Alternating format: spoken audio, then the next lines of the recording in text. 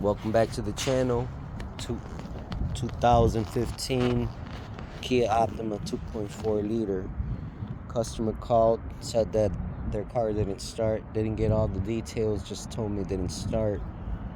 So the questions us mechanics want to know is, does it crank and doesn't start? Does it just click when you turn the key? Is there power to the car when you put the key in? Sometimes, there's no power, then it's not going to start. So I came here, and the key fob didn't open the car either. So the lady thought maybe the key fob is stopping the car from starting, but that never happens. That's why I'm making this video, so I can talk to you about it.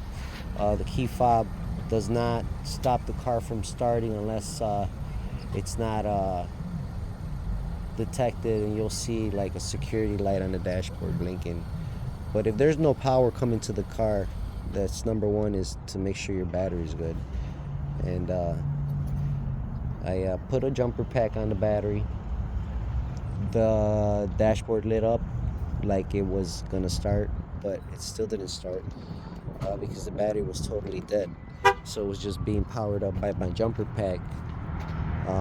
So that's why it lit up.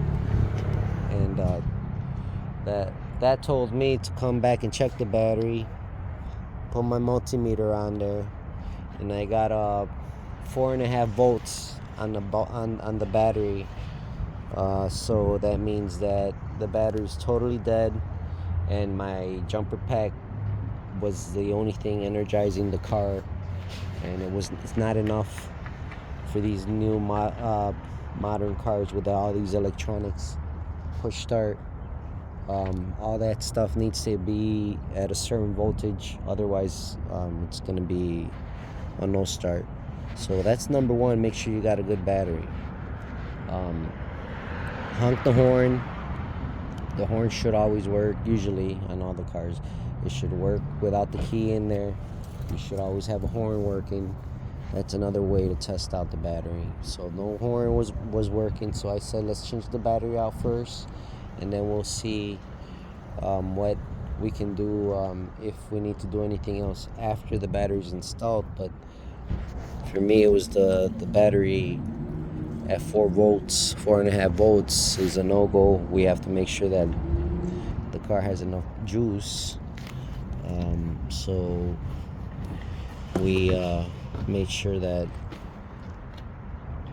we're going to put a battery in there, and if we got any other issues with this car not starting, you'll see another video on this vehicle. But otherwise, like and subscribe. Moral of the story, moral of the video is to always make sure you got a good strong battery. It's always good to have one of these multimeters. Pick one up, they're really inexpensive on Amazon or Harbor Freight. And all batteries should start at 12 volts.